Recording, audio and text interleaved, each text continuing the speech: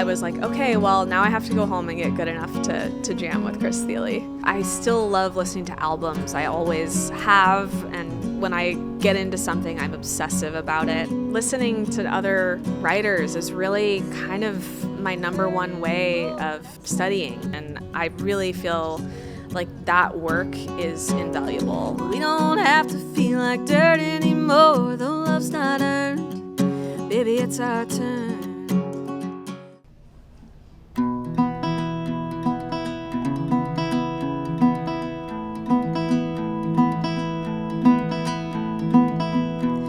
Waking up with this feeling like everyone's figured it out except me. In my head, in my stories, heart so heavy I forget to breathe. Determining the future like anyone knows what's around the bend. I can stand still, I can change like the wind.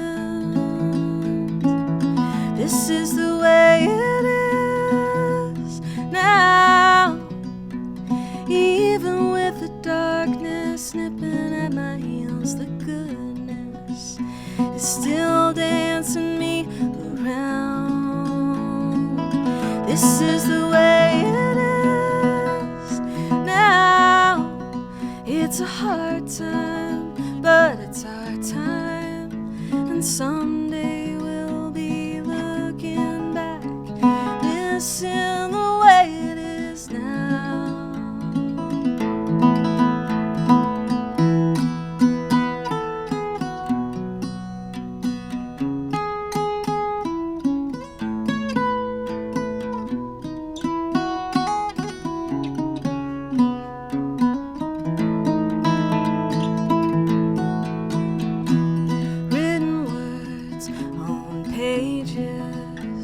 Love letters for another time, loving me through phases, even the ones I wanna leave behind.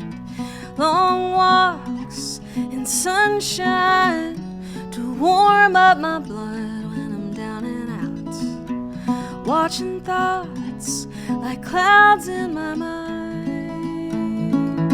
This is the way it is now, even with the darkness nipping at my heels, the goodness is still dancing me around. This is the way it is now. It's a hard time, but it's our time, and someday we'll be looking back, missing the way it is now, missing the way it is now.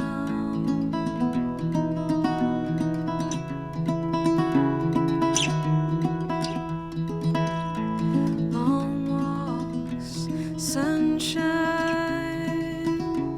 clouds in my mind.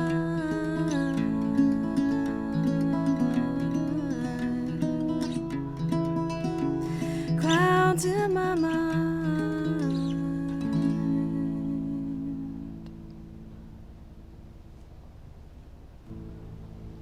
Sarah, on the podcast. Welcome to Carter. Thank you. Welcome to Playback. Thanks for being here. Yeah, thanks for having me. That was a beautiful song. Thank you. What's the origin of that song? Where did it come from? I wrote that.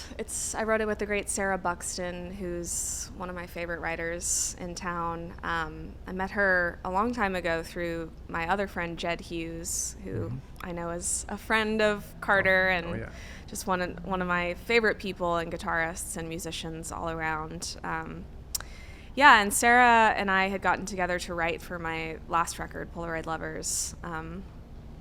And it was kind of coming out of the pandemic, and it was just really nice to sit down with someone else and write. And that song still, I feel like I kind of discover new things about it.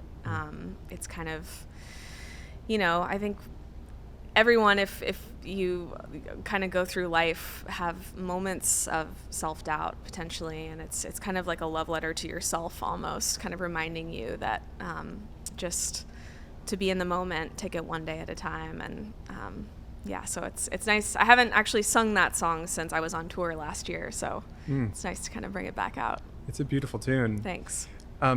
What's the co-writing process like for you? How do you approach that? You know, it's been kind of a interesting journey. When I first started writing songs, I was 12 years old, alone in my bedroom, and it was a very solitary activity. And so for a long time, I was very closed off to the idea of getting together and writing songs with other people because it felt so personal and like something I wasn't sure that I wanted to share. But as I've gotten older, I've realized that a lot of my really favorite musical moments in my life have been through collaboration and, sharing music with other people. And I think also, starting at a young age, I just had this sense early on that I wanted to at least kind of start writing on my own so that I could find my sound on my own. And once I felt like I had kind of a better grasp of what I wanted to say musically and lyrically, it was a little easier for me to go into a room because I felt like I wasn't going to lose myself or not be true to myself in those spaces. And so more and more, and especially with Polaroid Lovers and with my band, I'm With Her, I've done so much co-writing in recent years, and it's just been an amazing journey. I mean, when I'm writing for my own records, I'll often come to a write with a start of an idea. Did you usually start on the instrument or with a vocal melody? It depends. It's kind of half and half for me. I feel like half the time I'm constantly collecting ideas on my voice memos app, and also writing down ideas on my notes app. And so it kind of depends whether I'll have a line. It could be one line, a lyric without a melody that I bring into a write. And then it does feel like maybe more often it starts with these melody ideas. And I kind of had this. And then you kind of start, na, na, na, na, na, na. It's kind of humming nonsense over top of a melody. And then I'll go to my notes app and I'll be like, oh, that line would work really well with this melody. And that's kind of usually how the process goes. And then obviously when someone else is involved, they're, relaying their ideas. And, the co-writes often start with just long conversations and kind of seeing where the other person's head and heart is at and going from there. Mm-hmm. There's this stage in songwriting where you've got like the seed of an idea, maybe you have a chorus, maybe a verse, and then there's sort of like, okay, we have 50% left and we know what the song's about, but we have to finish it. Do you have tools or techniques that you lean on to sort of flesh the rest of the song out if you get stuck at that point in the process?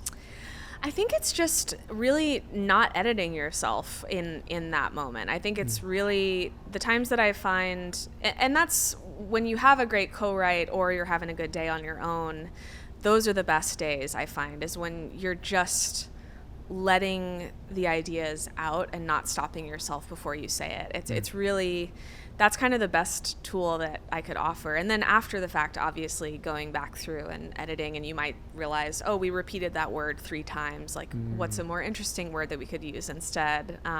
That sort of thing.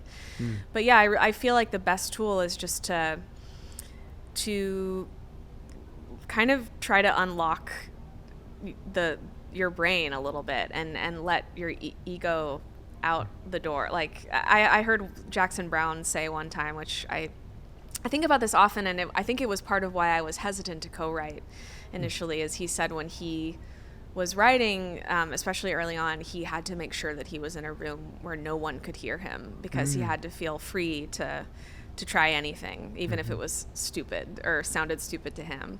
Yeah. And I really identified with that early on, and even now going into the co-writing process, I think just finding people that I am not afraid to just be myself with and say anything and you know, see what sticks, see what resonates with the other person, see what gets the other person excited.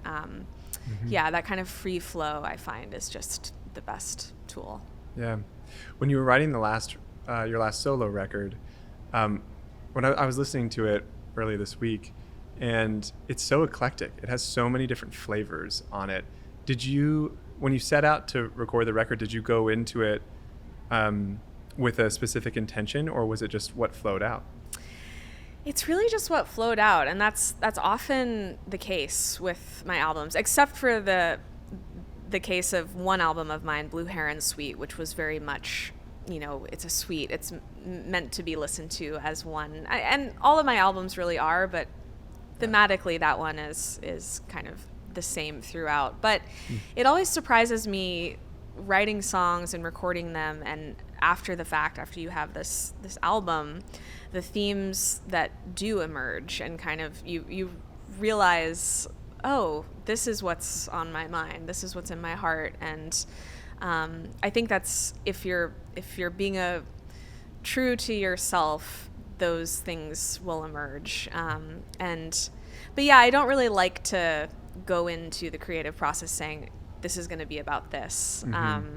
With the exception of obviously having a strong idea and having a strong image, or having, you know, a story that you want to tell. But I guess across an album, I like to sort of leave things open to see where they go, and that applies to the lyrics, and that applies to sonically just not being afraid to try things. Yeah, it's an amazing result.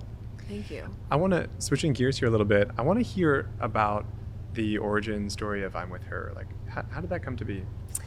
Yeah, so we had all run into each other just as the music world kind of, you cross paths with different people, and I had met Sarah Watkins when I was 9 years old, and she was 19. No, you know, I was a huge fan of Nickel Creek. That they were a big part of why I even started playing mandolin and wanting to play music in the first place. And so I met them. They were playing, I'm from a little town outside of Austin, Texas, called Wimberley. They were playing at a festival near there, and I had just gotten a mandolin for Christmas. And, you know, their video for Reasons Why was on CMT, and I lost my mind and thought it was the coolest thing I had ever seen. And so we found out they were playing at a festival nearby, went to see them, got to meet them, and then a few years later I met Aoife O'Donovan, who I always loved her solo work and her work with Crooked Still. We met at a festival called Rocky Grass in Colorado. Yeah, Lions. And Lions, exactly. That's so great. It's so beautiful. Yeah. And, you know, so anyways, all three of us were kind of circling each other, and especially Aoife and I had made music together in my teens, and then when I eventually moved to Boston and New York in my 20s. And then we all ended up at the Telluride Bluegrass Festival together in 2014. And we were scheduled to be on a workshop kind of on the side stage with some other folks, but it just so happened that the three of us were able to get together ahead of time to figure out what we were going to talk about and sing.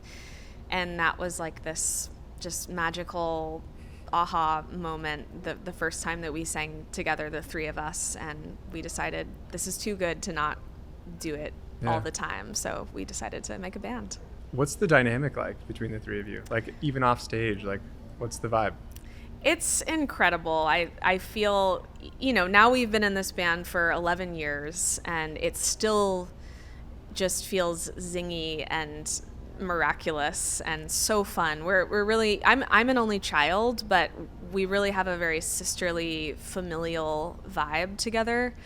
Yeah. We love all the same food. We love all the same drinks. You know, we have a lot of the same interests, and that, you know, when you're on the road with people a lot, that makes a big difference.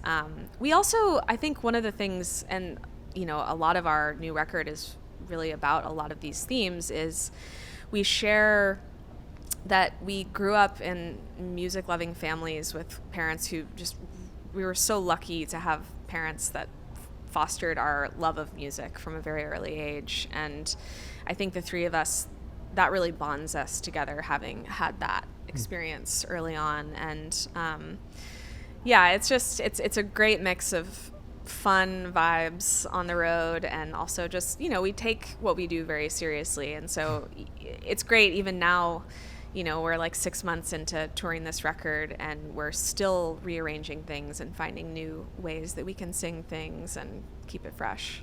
That's super cool. How do you, obviously a lot of these things are very cyclical, releasing an album, touring the album, preparing for the next one, recording it, all of these things.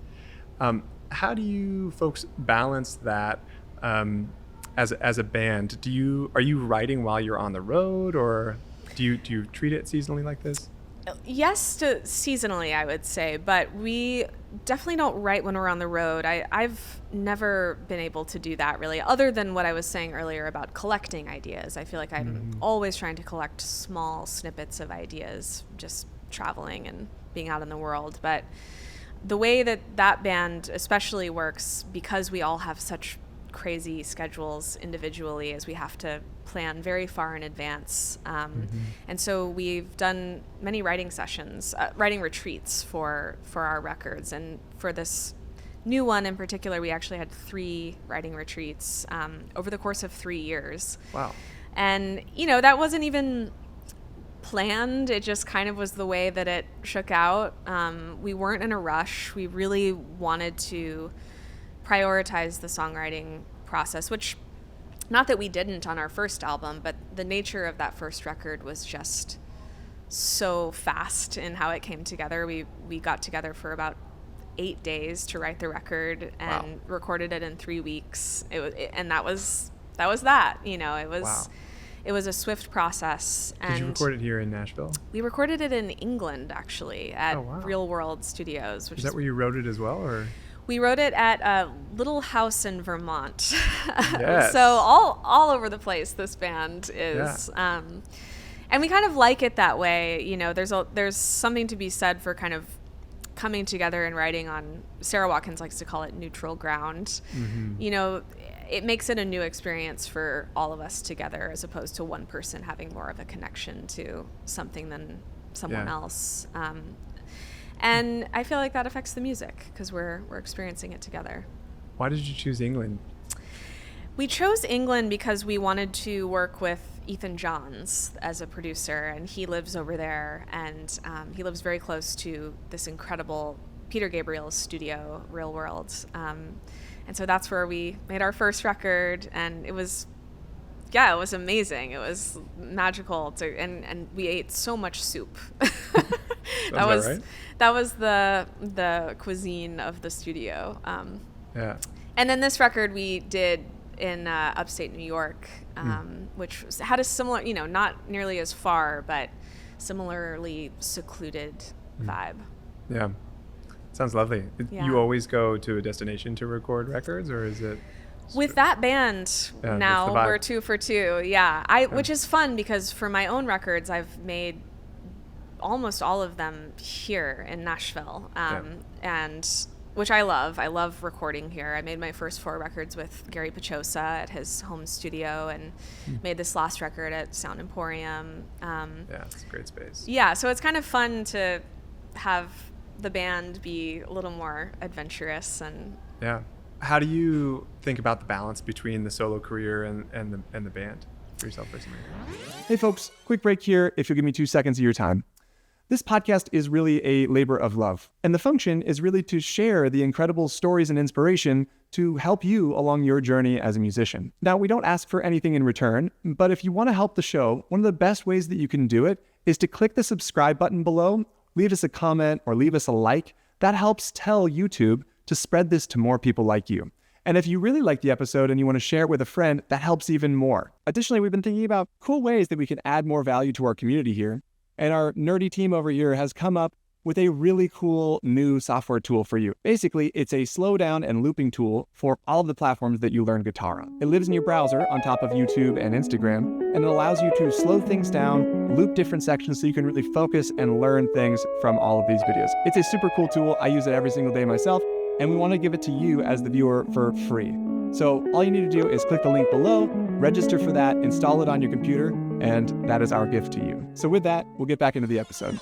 I really just try to have it allow it to unfold naturally. And I think it's what's really nice about the band is that we're sort of all in a similar headspace about that. And I think it's why it's so enjoyable when we come together, because it's not our only musical outlet, Right. And so when we do write together, if an idea isn't working, it's very easy to just let it go and say, okay, well, maybe that'll be for my solo work or something else even. And I kind of, to go back to what you were saying about seasons, that's kind of how it seems to ultimately shake out is, when we do come together as I'm with her, we really try to let it be the main focus. And that's what this year has definitely been. The three of us have not been doing our solo projects aside from one or two things here or there. And it's nice to have that focus when, we are together, that we can really be serious about it. And then, when it's the record cycle's done, we can shift our focus to our solo projects and kind of see where musically we want to head in, the direction next. That's such a nice dynamic to kind of have the ebbs and flows of creative projects. Yeah. This instrument is incredible. It sounds amazing. Can you talk to us about, first of all, your entry into playing octave mandolin from the mandolin, and then specifically about this instrument? Yeah, happily. So this is, an octave mandolin built by Fletcher Brock, who lives in the Pacific Northwest. And I actually just got to see him at one of the I'm With Her shows in Bellingham, Washington. This is my second one of his. The first one I got in 2007. I was 16 years old, and as you said, I had been playing mandolin since I was 9, and obsessed with the mandolin. It was all I wanted to do or think about, and then I was listening to a lot of Tim O'Brien and also Nickel Creek, and in a lot of those records, Chris was playing the bouzouki, and Tim was playing his octave mandolin, and I always loved that sound. And especially with a lot of Tim's work, I just felt like, because I was also a singer, there was something about when I would go to try to write songs on the mandolin, I would wind up just writing instrumentals usually, because I felt like my voice and the mandolin were kind of fighting for the same range. And then when I found this, it was like this whole world unlocked, because I could take all of what I knew on the mandolin, but it's an octave lower, and so it felt more supportive of my voice, so that I could sing and play at the same time, which I certainly do on the mandolin, but this just felt more like, when I found this, it was like, this is it. This is my soulmate of an instrument. And I got the first one at the IBMA convention in 2007, and it was just one of those, I had been saving up money for a few years if I were to ever find one. They're kind of hard, especially at that time, hard to find one. And I played it for 5 minutes, and I just knew. And then, I got so sentimental about that one that I bought another one in the pandemic.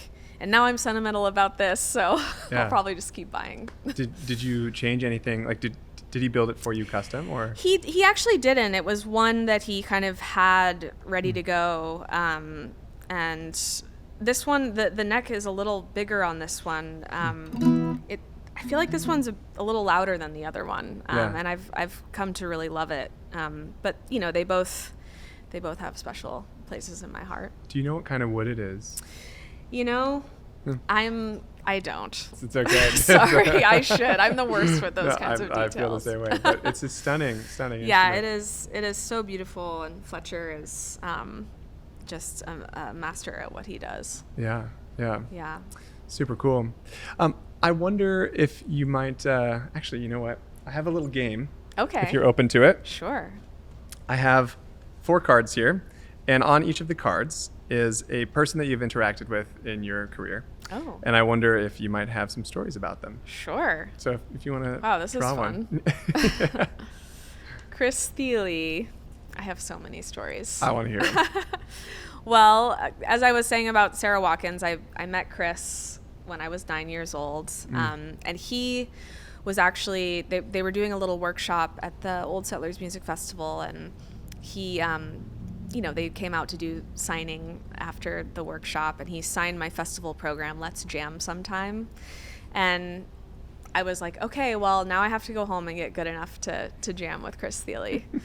And it really was this turning point for me where I just, I became so obsessed with the mandolin. And he was, I have to give him so much credit, because from that very first meeting, every time I ever saw him, he was so encouraging, so warm, so welcoming, jamming with me after Nickel Creek shows, inviting me to sit in, just always very inclusive of me. And, I was a little kid. And so especially now being an adult and thinking back to him being 19, I think about when I was 19, it's like, he didn't have to spend his time with a little, 11-year-old or whatever. And so it just, he's got one of the biggest hearts of anyone I've ever met. And it's very special because, now I would consider him a dear friend. And he is just incredible. I mean, my experiences getting to play with him on Live From Here, I would say, those were some of my most cherished musical memories. The bar that he sets is so high.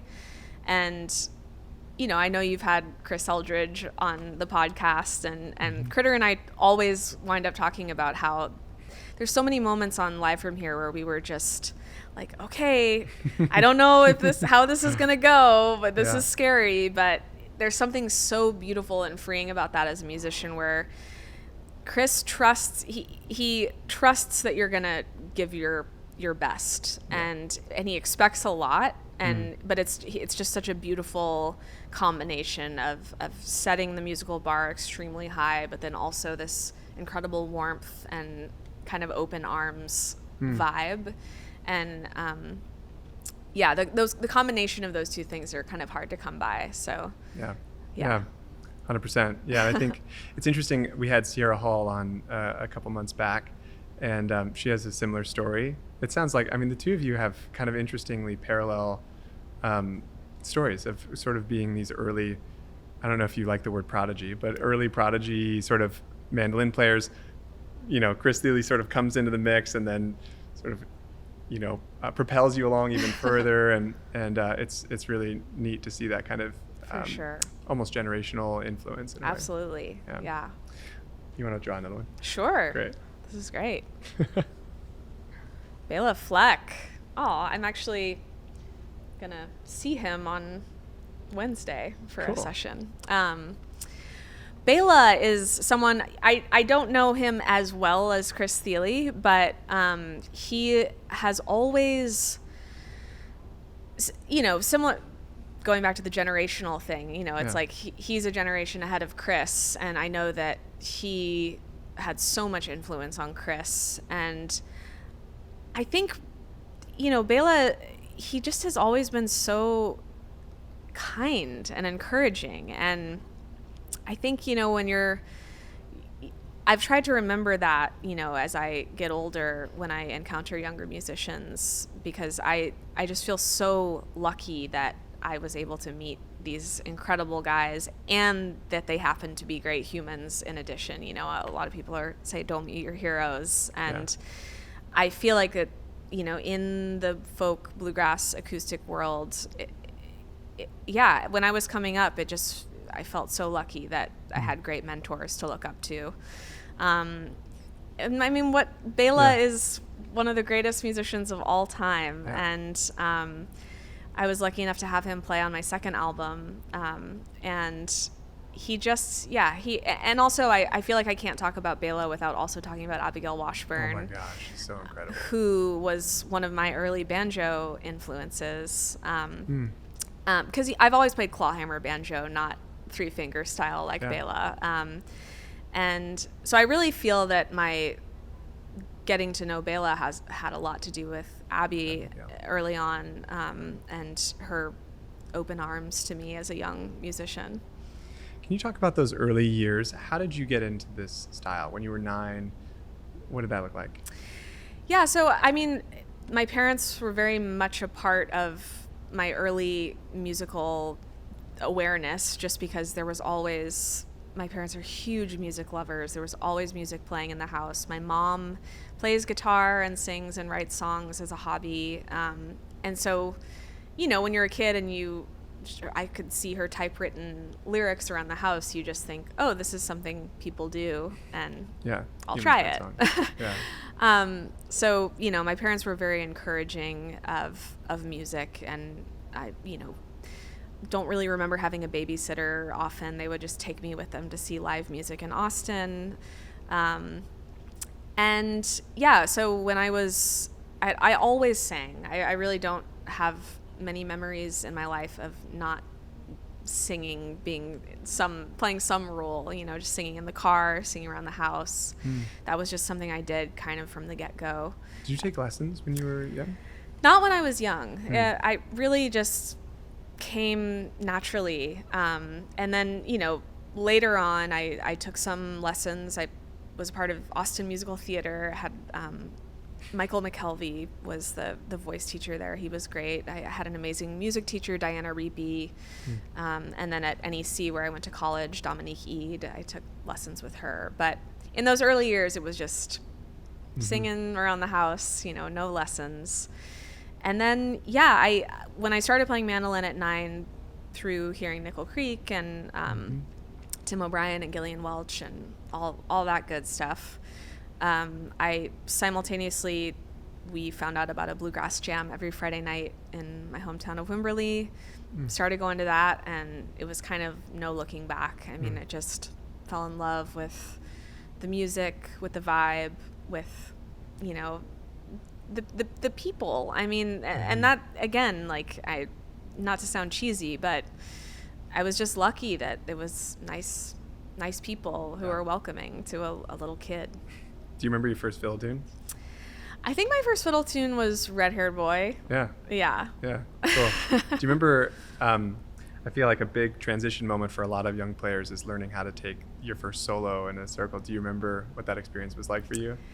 Yeah, I mean, I don't remember the exact moment, but I definitely, you know, Mike Bond was the ringleader of the jam, and I feel like those first, you know, few months probably I didn't even try to take a solo. I would just strum along, like still learning the chords. And then, I think he just kind of one day was like, do you want to take one? And I tried, and then it's just little by little every week kind of trying again, you know, early on probably with memorized licks and things like that, and then trying to branch off from that and actually improvise. Yeah.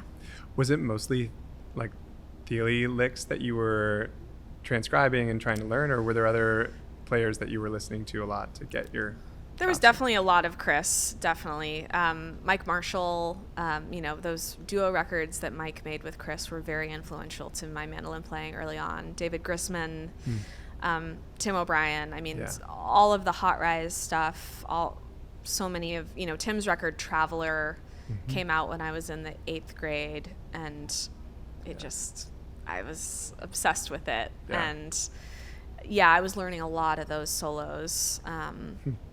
And, you know, the Mandolin Symposium was going on at that time, and that was hugely important in my, you know, learning about the mandolin and just becoming a better musician. And at a certain age, you branch more into kind of like jazz training, I guess, when you were at New England Conservatory. Can you talk about what influence that had on your playing? Yeah, I think, you know, it really just opened my ear. It was almost, you know, I didn't want to go to school to kind of, and ultimately why I wound up picking New England Conservatory over Berklee at that time was because I felt like NEC was going to get me out of my comfort zone more. And I feel like that's what it did. And just working on these, Hank Snetsky and Rand Blake were two of my teachers there, and I really owe it to them for the intensive ear training courses. And so a lot of that looked like there was oftentimes no instrument involved. It's just really listening to these kind of intensely, complicated harmonic things, Abby Lincoln or Ornette Coleman, some classical pieces, these really deep cut Michael Jackson songs. I think it was I Can't Help It. It was the name of the song that Rand Blake really wanted us to learn. And we just have to go and sing it, memorize it. And I think that that's so, for any musician, I really feel like that work is invaluable, really forcing your ear and then connecting it to your instrument, obviously. But I think there's a lot to be said for being able to hum something and having it in your ear first before you start to connect it to your instrument. Do you have perfect pitch? I don't have perfect pitch. I feel like I probably have relative pitch at this point just because of the amount of time that I listen to and play music. But sometimes I'm actually grateful that I don't have. Some of my friends at NEC had it, and I felt like it would drive them a little crazy when something wasn't spot on. Yeah, I remember I went to music school, and we would do the 4-part harmony transcriptions, and it was always baffling to see the kids that had perfect pitch. They would just like get all the figured bass stuff in like one listen. Yeah. And it's like, wow, that's a wild skill. What was your experience like going to university and being around people who were kind of your caliber? And I imagine in your town, you probably got to the point where you were like one of the better mandolin players that was around, and then suddenly you're sort of at Hogwarts and you realize there are other wizards. What was that experience like for you? I mean, it was amazing. Yeah, I mean, Wimberley is a town of 2,000 people, so it was very, very small town. So it was a huge change to move to Boston, and I had never experienced a winter like that before, coming from Texas.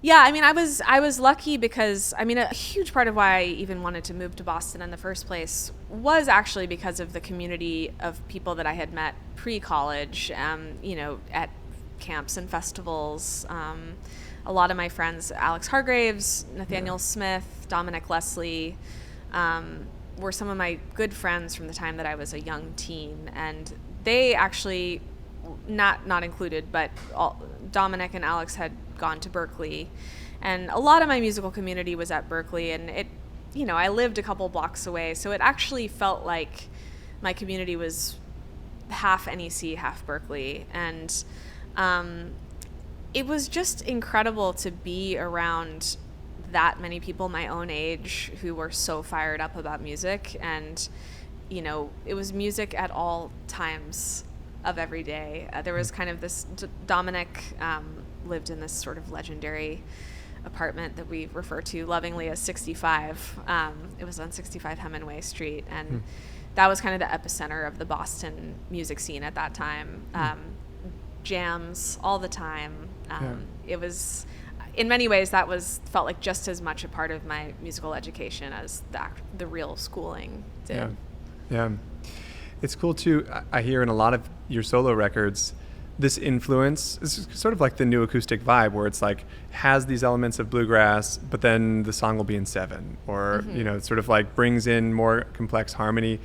Can you talk about like what influence jazz has had on you, and then also in the latest record, things simplified, and it's just more about the song, and maybe speak to that decision making, like. Yeah, absolutely. I mean, I feel like I definitely, listened to a lot of jazz while I was at NEC. It's never been my main. I would not, claim to be a jazz musician in the slightest, but I do feel like the time that I spent, listening to a lot of that at NEC, whatever you listen to kind of seeps in one way or another. And I think there was part of me, especially listening to a lot of Punch Brothers, and even Crooked Still, and then simultaneously like Paul Simon and Joni Mitchell, a lot of that in college. I was kind of wanting think when you're a young musician, you're kind of almost wanting to showcase what showcase in your writing that you can also play. And so I think I was, when I think back to my early records, there was some of that going on where it was like, well, I'm going to write this song, but I also want to throw this lick in there, and, yeah, make it clear. Which, I can stand. I'm proud of that, previous work, but getting older, I think the things that really speak to me often are quite simple things and quite very melodic things. And, and that's not to say that complicated music can't be melodic or even simple at times. And so I think that as I've gotten older, I've tried to just, and it's a never ending experience of trying, and that's the beautiful thing about music, is I'll hopefully be trying for a long time to sort of distill down what I want to say, and in the most clear and concise way as possible. And maybe for the next record that won't be so simple as Polaroid Lovers, and there's lots of textures and things going on, but it's really just trying to get to the marrow of a song, and kind of how do you best serve the song is kind of always the question. Yeah. I love it. I love that. I love the direction you took with that record, and I love the songs. I'm curious, when you say, what do you want to say? Like, what do you want to communicate? Is there something that you want to say in this next record that you're looking at writing over the next year or so? I'm not sure yet. I think it's kind of like it's still coming into focus for me. I have been writing when I'm off the road, the little that I've been off the road this year, and loving that process. But I think, it's still a little blurry what the next project will be. But this is kind of the most fun part in a way. It's like discovery. Reactivating discovery mode. And how do you do that? How do you get back into songwriting mode after you've been on the road for a long time? Listening to music. I think sometimes when I'm actually so busy and touring, it can be hard to find the time to really listen to records, and which is one of my favorite things to do. And when a tour sort of wraps up, I get stoked about just getting back into records, and I still love listening to albums. I always have, and when I get into something, I'm obsessive about it, and I will only listen to that record for weeks at a time. Is there anything in rotation right now? Right now, I've been really into the new Big Thief record, so good. Double Infinity. What else? Last year was interesting because I was actually listening to a lot of music on tour, which was great. And I kind of want to carry that on. I was listening to Zach Top's first record. I actually have not. I've listened once to his new record. I need to. That's kind of the next thing that I want to listen to. I'm such a huge fan of his. I just think he's amazing. And James McMurtry, I'm always inspired by his lyricism. Maddie Cunningham has a new album out that I am really excited to listen to a lot more. I've listened to it a couple times, and I find her artistry to just be so inspiring. Yeah. You're at this cool point in your career where you've sort of like developed as a Prodigy, gone into do your own thing, expand out of like Prodigy mode into fully expressed artist, and then all the accolades that come along with that, Grammys and all of the things. Are there things that, first of all, did you aspire to do those things when you were a kid, or was it just a natural consequence of just being you? Which part? The fully blooming into you, and like and seeing so much traction with it, and kind of. Yeah, did that surprise you?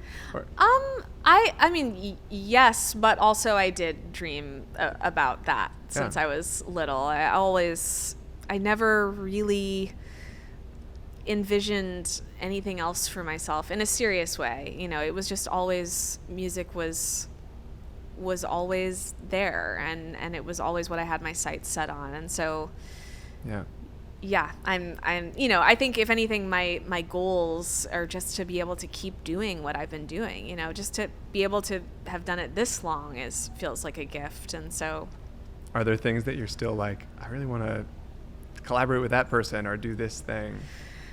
Yeah, I mean, I feel right now, being in the thick of the I'm with her thing, I just feel so grateful for that, because especially when I think back on when we did become a band, I had made 4 solo records, and I think I was almost on the verge of, you know, having started very young. I made my first record when I was 16, 17, and I just feel like that band came at such a good time of like preventing burnout, you know, having other people to collaborate with. And so I still feel that to this day, being in that band with them.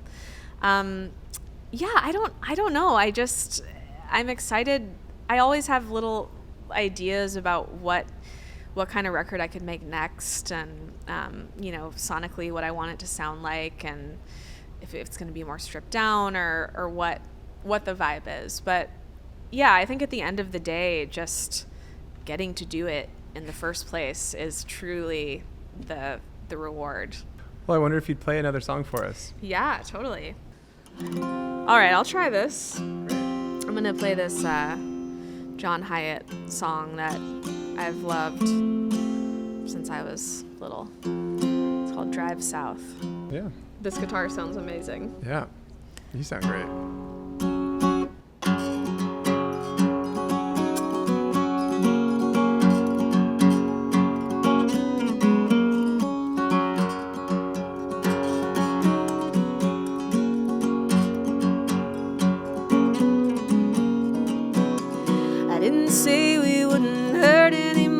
That's how you learn. You just get burned. But we don't have to feel like dirt anymore. Though love's not earned, baby, it's our turn. We were always looking for true north, with our heads in the clouds, just a little off course. But I left that motor running, so if you're feeling down and out, whoa, come on, baby, drive south with the one you love. Come on, baby, drive south with the one you love. Well, I'm not talking about retreating, little girl. Gonna take our stand in this Chevy van. Windows open on the rest of the world, holding hands all the way to Dixieland. We've been trying to turn our lives around since we were little kids. It's been wearing us down. Don't turn away now, darling. Let's fire it up and wind it out. Whoa, come on, baby, drive south with the one you love. Come on, baby, drive south with the one you love. I heard your mama calling. I think she was just stalling. Don't know who she was talking to. Baby, me and you, we can go down with a smile on. Don't bother to pack your nylons. Just keep those pretty legs showing. It gets hot down where we're going. Better believe it, baby.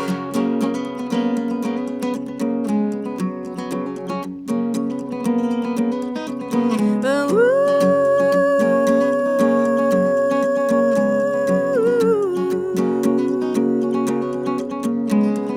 we were always looking for true north, with our heads in the clouds, just a little off course. But I left that motor running, so if you're feeling down and out, whoa, come on, baby, drive. Come on, baby, drive south with the one you love. Come on, baby, drive south with the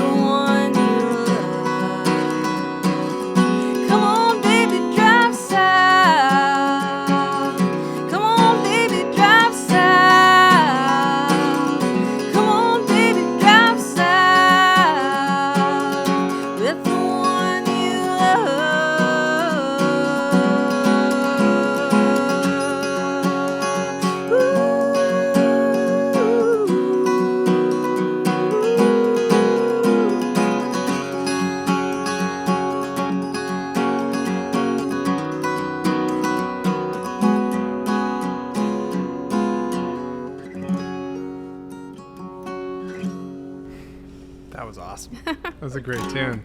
Thanks. Yeah, I love that song. Yeah, I love the speaking section too. It's Yeah. just like, it's so classic. Yeah, totally. Yeah. Have you played that song a lot in your life? No, I've only actually played it twice. I played it with my husband actually during the pandemic when everyone was doing lots of live streams from home. The Bluegrass Situation did one, and we did like a little mini concert in our living room, and that was one song. And then I actually got to play it at the Troubadour in Los Angeles back in January. The Americana Music Association always honors a different artist every year during Grammy week, and they honored John Hyatt this year. So got to sing it. He was there. It was that's it was awesome. really special. Yeah. Remarkable writer. Oh my God. Yeah. Actually, I'm with her. One of the first songs that we ever learned was Crossing Muddy Waters that he wrote. Yeah. Wow. Yeah. How fun. Thank you for sharing that. Yeah, totally. What are you It's a playing here? pleasure. What's this guitar? Yeah, this is a Martin 0018 1937. Yeah, it's got shows some years there. It Sounds does. awesome. It just feels so incredible. Yeah. And easy to play. Yeah, it's those pre-wars. They're dangerous. Yeah. They're dangerous. Well, right on. Well, we have a couple more names here. Do you want to? Great. You want to see what else is on the docket? Happily. Jerry Douglas. Aw, Jerry. Jerry has just, similar to Chris and Bela, been just so encouraging from the beginning, played on my first record. I think I initially got to meet him, I want to say through Gary Pachosa. And he just is like a big bear. He just is so like a loving big bear. He's just been so warm to me. He almost feels, he has a very familial vibe when we're together, cracking jokes and a lot of warmth. And I would say a big thing that was a lot of people early on in my career, I think, told me that they found out about my music through the Transatlantic Sessions, which Jerry's been involved with for a long time.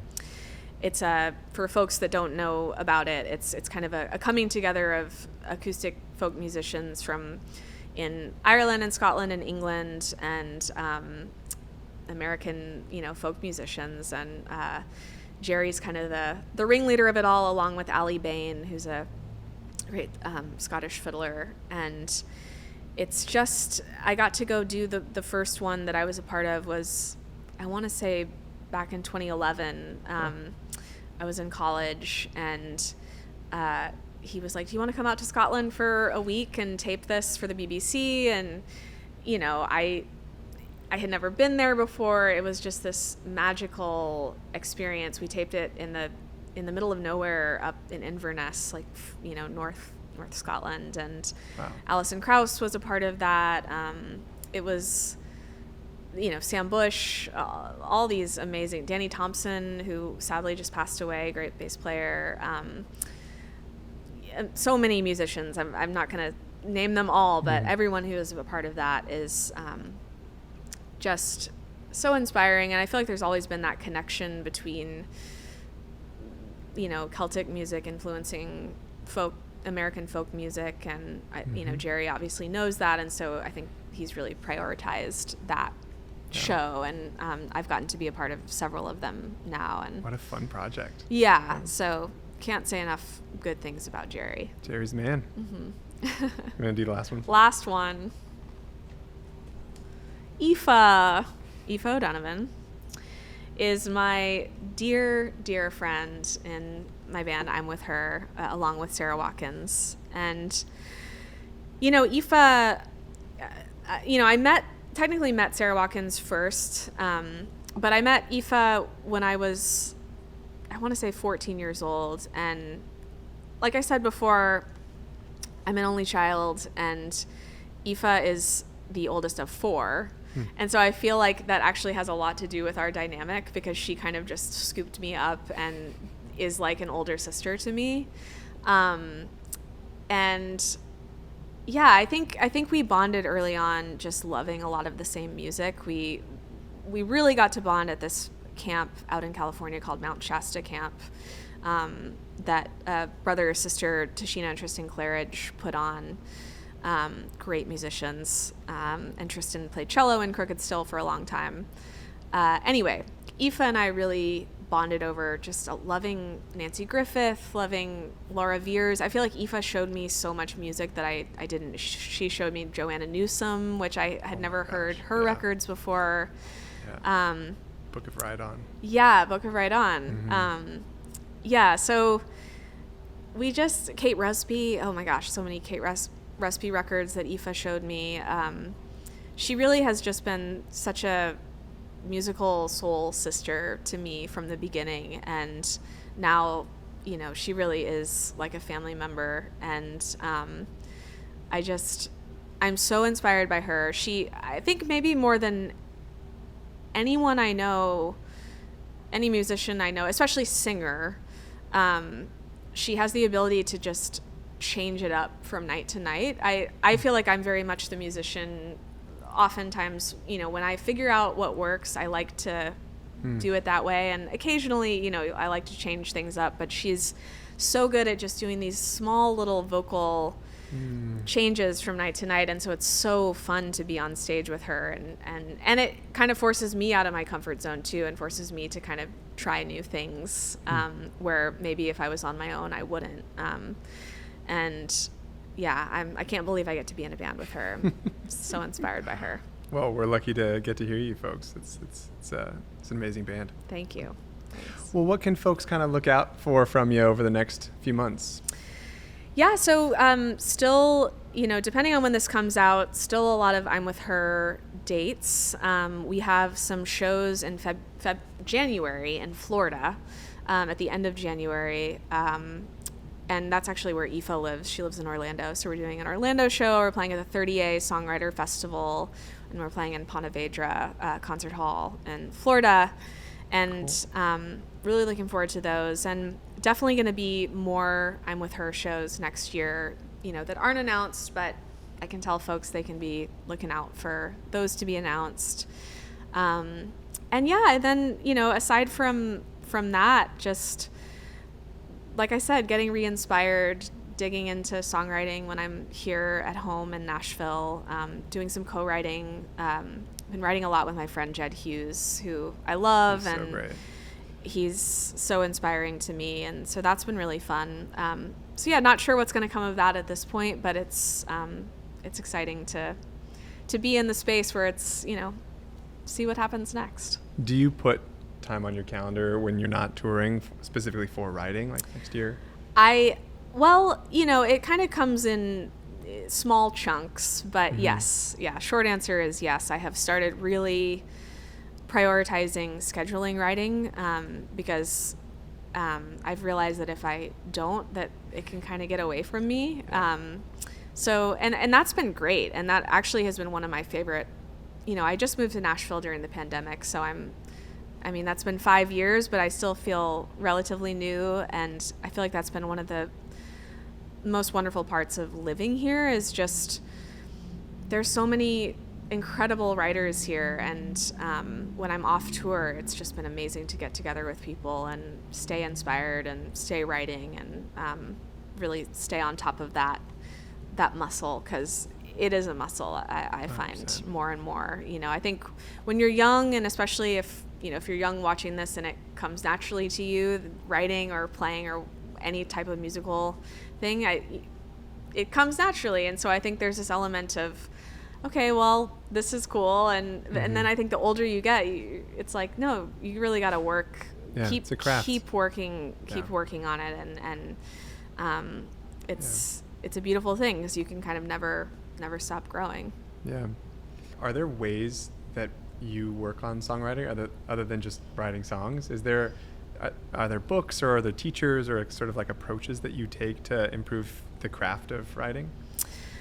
Well, I think just I maybe at the risk of sounding repetitive, listening to other writers is really kind of my number one way of studying, you Yeah. know, just staying inspired and kind of breaking things down. And like I said, becoming obsessive about certain songs and really getting inside of them and kind of, oh, how did they do this? And yeah, that's my favorite way, because that's also the way that kind of connects me most to how I fell in love with music in the first place so many years ago. So just listening as much as possible, and definitely, you know, I think part of that is keeping in touch with friends and getting recommendations of what other people are listening to, and just trying to keep my ears open. Love it. Well, I'm inspired. I appreciate you Good. being here on the podcast and spending some time with us today. Yeah, thank you for having me.